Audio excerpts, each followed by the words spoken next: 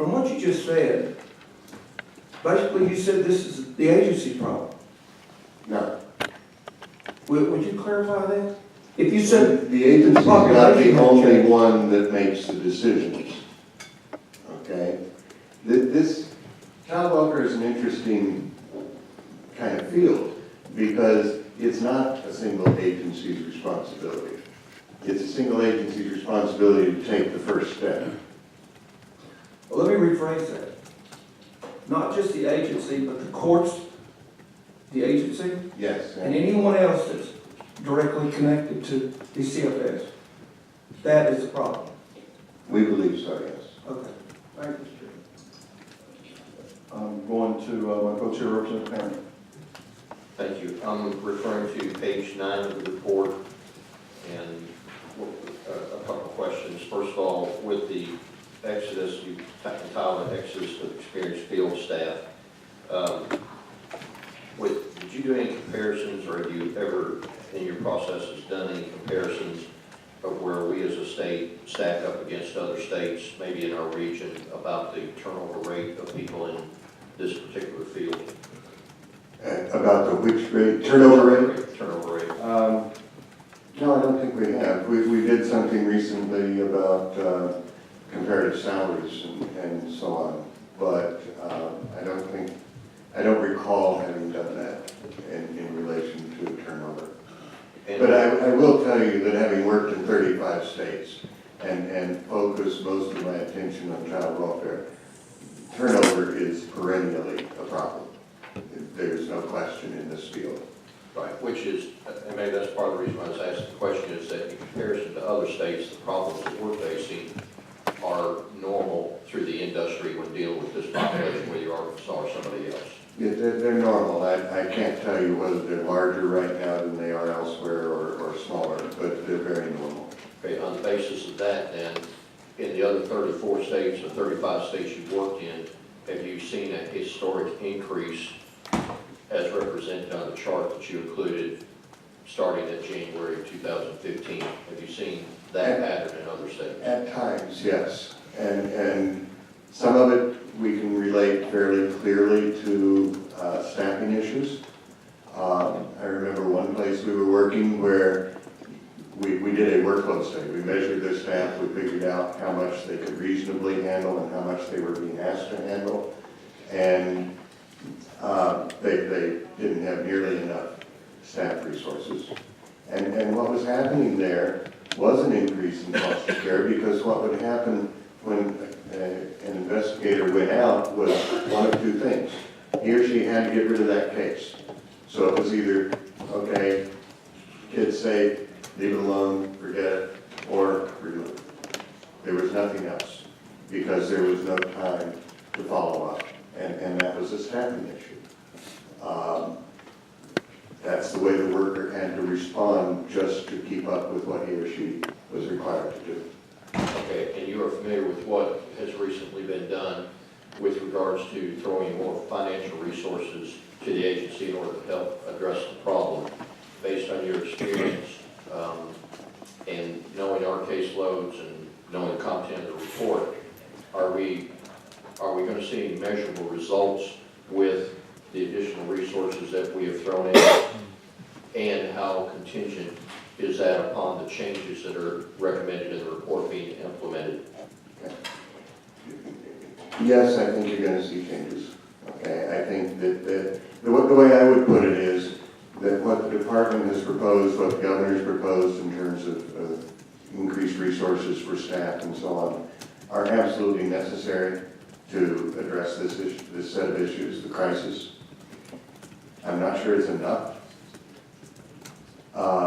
And the reason I say it's not enough is some of the things that we talked about, like the court decision making. And I'll point to a statute that the legislature passed, what, a year and a half ago, where you said that if the department found that a child was in imminent danger and could only be kept out of foster care through a protection plan, which meant putting family and friends together and making sure that the child was constantly safe from whoever was the threat. get that if they needed a protection plan to keep the child out of care, you still had to go to court. Okay? In other words, if you were not going to remove in that circumstance, you still had to go to court. As long as that stays in statute, my belief is that you're going to have some removals that, as we said before, were against the department's recommendation. Okay, because what the department's saying with the protection plan is, we don't think you need to take the child. But if you go to court, the judge can still do that. Okay, so yes, in order to make sure that protection plans and agency oversight and so on work, you need additional staff, you need the additional services, you need things like the home visiting. All of those things are necessary for the department to be able to do its job.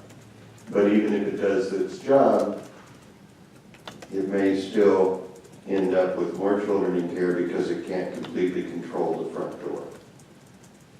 Okay, and remove the fact that we would like to be out of business because we're dealing with a portion or population of, not all that, would be fair to throw a blanket over everybody, but a fair amount of the people and kids that we're dealing with are because they're coming from homes that have lifestyles that are out of our control. We can try to influence, educate, and all those other things, okay?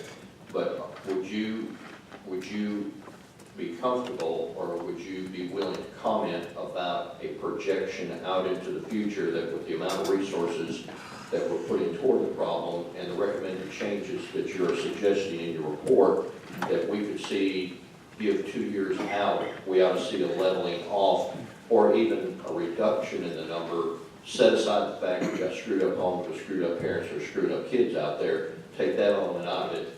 Would you be comfortable doing that based on your experience in 35 states and what's been done in others?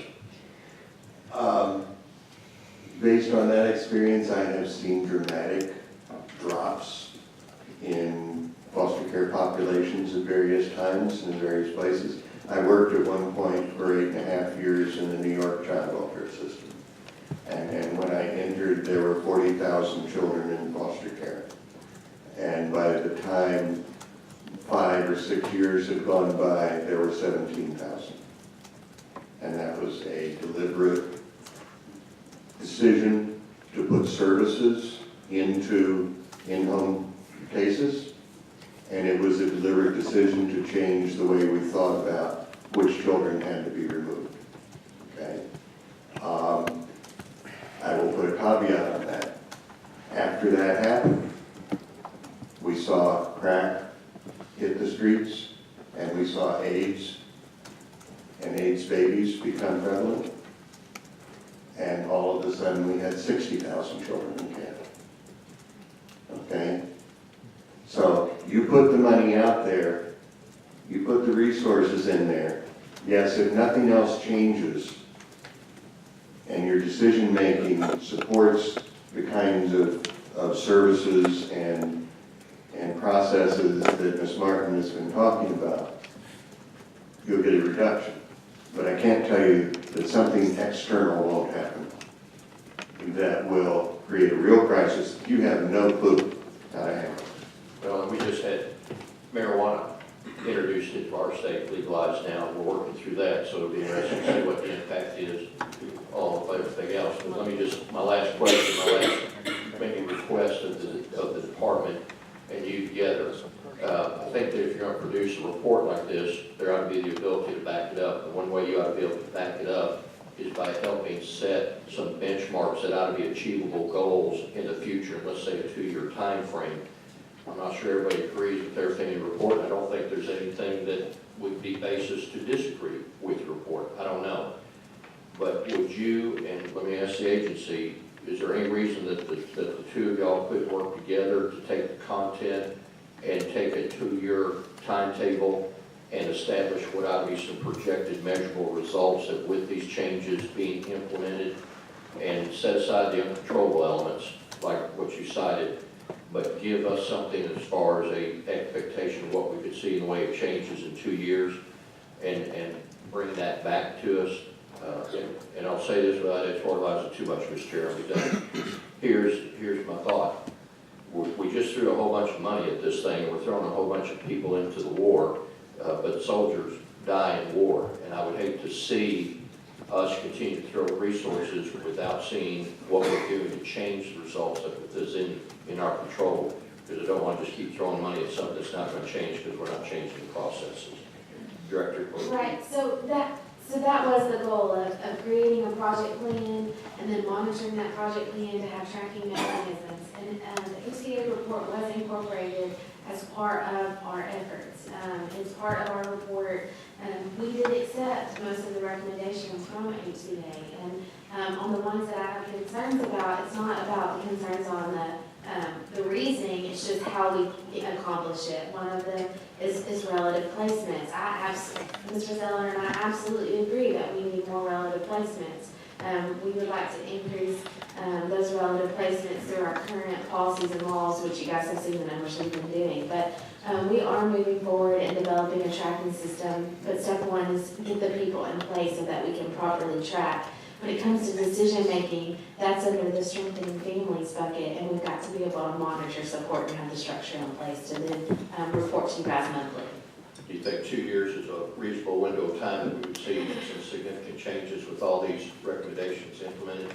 Absolutely, you should see change in the first year. I'm not going to say that we're going to be able to accomplish the goals or come to perfection in the first year, but you should start seeing change as soon as we have the structure in place. Thank you. Representative Hammer, Yes. just a note is that we have already established several benchmarks and we are more than willing to share those.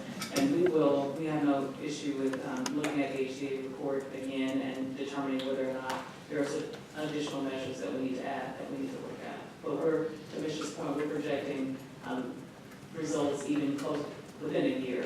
And so we'll definitely look 2 years out as well. Thank you, Mr. Chair.